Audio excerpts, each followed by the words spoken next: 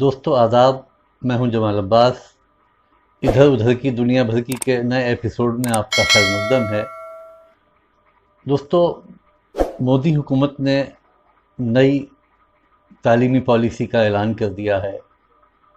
اس policy کی جو کچھ خاص باتیں ہیں ان میں یہ ہے کہ 10+2 ختم کر دیا گیا ہے، ایم فل ختم کر دیا گیا ہے، یو جی سی ختم کر دیا گیا ہے، سنسکرت کو بڑھاوا دینے کی بات کی جا رہی ہے، مادری زبان میں تعلیم دینے کی بات کی جا رہی ہے۔ اور کیا اس پالیسی میں ہے، دیکھیے اس رپورٹ میں۔ کورونا کی وبا اور ملک کی معاشی بدحالی کے دوران مرکزی حکومت نے نئی قومی تعلیمی پالیسی کا اعلان کر دیا ہے۔ یہ وقت ایسا ہے کہ نئی تعلیمی پالیسی کی خامیوں پر کھل کر عام طور سے کوئی بحث و مباحثہ نہیں ہو سکتا۔ نئی قومی تعلیمی پالیسی کا جائزہ لینے پر کچھ اہم باتیں سامنے آتی ہیں۔ ان میں سب سے زیادہ اہم یہ ہے کہ نئی پالیسی کے نافذ ہونے کے بعد اعلیٰ تعلیم مہنگی اور غریب طبقے کی پہنچ سے دور ہونے والی ہے۔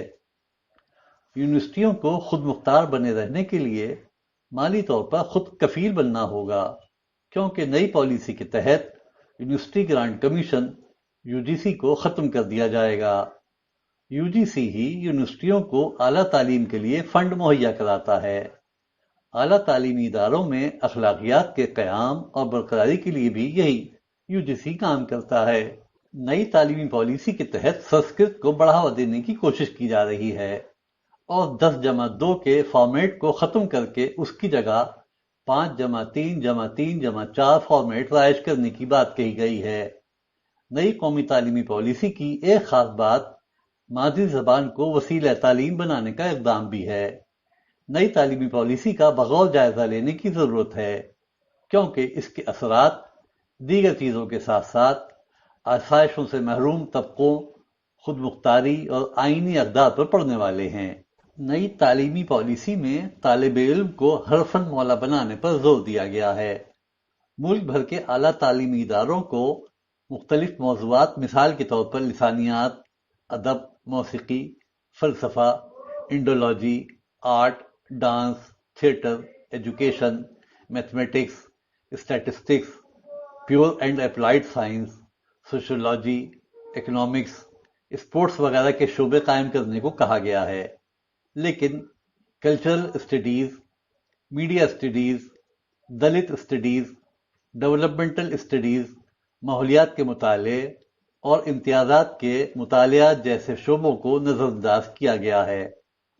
ایک خاص موضوع کی تعلیم دینے والے اداروں، مثال کے طور پر آئی آئی ٹیز کو آئندہ برسوں میں مختلف موضوعات کی تعلیم دینے والا ادارہ بننا ہوگا۔ اسکولی تعلیم کے معاملے میں قومی تعلیمی پالیسی میں نصاب کی اوور ہالنگ، بورڈ امتحانات کو آسان بنانے، کتابوں کا بوجھ کم کرنے، تجرباتی اور تجزیاتی سوچ کو پروان چڑھانے پر زور دیا گیا ہے۔ 5+3+3+4 فارمیٹ بالترتیب 3 برس سے 8 برس، 8 برس سے 11 برس، 11 برس سے 14 برس اور 14 برس سے 18 برس کے طلباء کے لیے ہوگا۔ اب تک تعلیمی سرگرمیوں سے دور رکھے گئے 3 سے 6 برس کی عمر کے گروپ کے بچوں کو بھی اسکولی تعلیم کے دائرے میں لایا گیا ہے۔ نئی پالیسی کے تحت 3 سال کی آنگن واڑی یا پری اسکولنگ کے ساتھ 12 برس کی اسکولی تعلیم ہوگی۔ N C E R T 8 برس تک کی عمر کے بچوں کے لیے ابتدائی بچپن دیکھ بھال اور تعلیم اور قومی نصاب اور تعلیمی ڈھانچہ تیار کرے گا۔ ایم فل کو ختم کر دیا گیا ہے۔ All India Council for Technical Education کو بھی ختم کر دیا گیا ہے۔ اعلیٰ تعلیمی اداروں میں داخلے کے لیے ٹیسٹ کا بندوبست کرنے کے لیے نیشنل ٹیسٹنگ ایجنسی قائم کی جائے گی۔ 5ویں درجے تک بچوں کو ان کی مادری زبان یا علاقائی زبان میں تعلیم دی جائے گی، لیکن سہ لسانی فارمولے کو بھی باقی رکھنے کا عزم کیا گیا ہے۔ سہ لسانی فارمولے کے تحت 2 زبانیں دیسی ہونی چاہیے۔ نئی تعلیمی پالیسی میں یہ یقین دہانی بھی کرائی گئی ہے کہ کسی زبان کو کسی پر تھوپا نہیں جائے گا۔ حکومت کو یہ یقین دہانی جنوبی ریاستوں کے ہندی مخالف جذبات کو دیکھتے ہوئے کرانی پڑی ہے۔ 5ویں کلاس تک کے بچوں کو مادری زبان یا علاقائی زبان میں تعلیم دینے کا فیصلہ انگریزی میڈیم اسکولوں کو بھاری پڑ سکتا ہے۔ اس جھنجٹ سے بچنے کے لیے حکومت کی طرف سے کہا گیا ہے کہ اس کے لیے ریاستوں کو پابند نہیں کیا گیا ہے۔ ملک بھر میں مختلف علاقوں میں نامی گرامی ادارے انگلش کے ذریعے ہی اعلیٰ تعلیم دیتے ہیں۔ جہاں تک مادری یا علاقائی زبان میں تعلیم دینے کا معاملہ ہے تو اس کے لیے سائنس سمیت تمام مضامین کی معیاری کتابیں مہیا کرانا ٹیڑھی کھیر ثابت ہوگا۔ تعلیمی پالیسی میں سنسکرت کو بڑھاوا دینے پر خاص زور دیا گیا ہے۔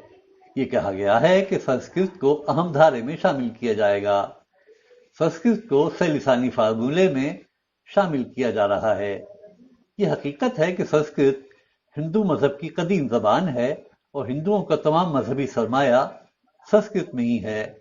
یہاں یہ سوال اٹھتا ہے کہ کیا ہندوستان جیسے سیکولر ملک میں طلباء کو سنسکرت کے ذریعے ایک خاص مذہب کی تعلیم دینے کی تیاری کی جا رہی ہے؟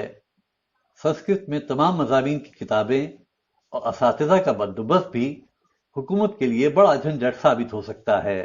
ملک کو آتم نربھر یا خود کفیل بنانے کے وعدوں اور دعووں کے بیچ نئی قومی تعلیمی پالیسی میں یہ فیصلہ بھی کیا گیا ہے کہ دنیا کی 100 اعلیٰ یونیورسٹیوں کے کیمپس ہندوستان میں قائم کیے جائیں گے۔ سوال یہ بھی اٹھے گا کہ یہ کون طے کرے گا کہ دنیا کی اعلیٰ ترین 100 یونیورسٹیاں کون سی ہیں؟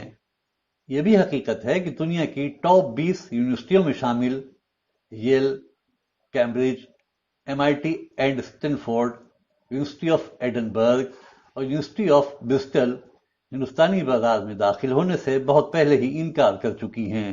نئی تعلیمی پالیسی حالیہ ہند چین کشمکش سے بھی متاثر نظر آتی ہے۔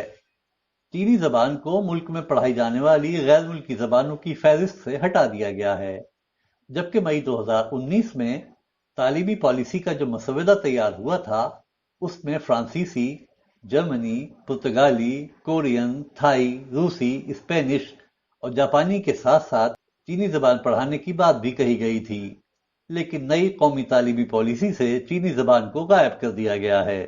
دیکھنا یہ ہے کہ نئی تعلیمی پالیسی ملک کے مستقبل کی ضامن نئی نسل کو کس جانب لے جاتی ہے۔ دوستو، ہمیں یقین ہے کہ آپ کو یہ ویڈیو پسند آیا ہوگا۔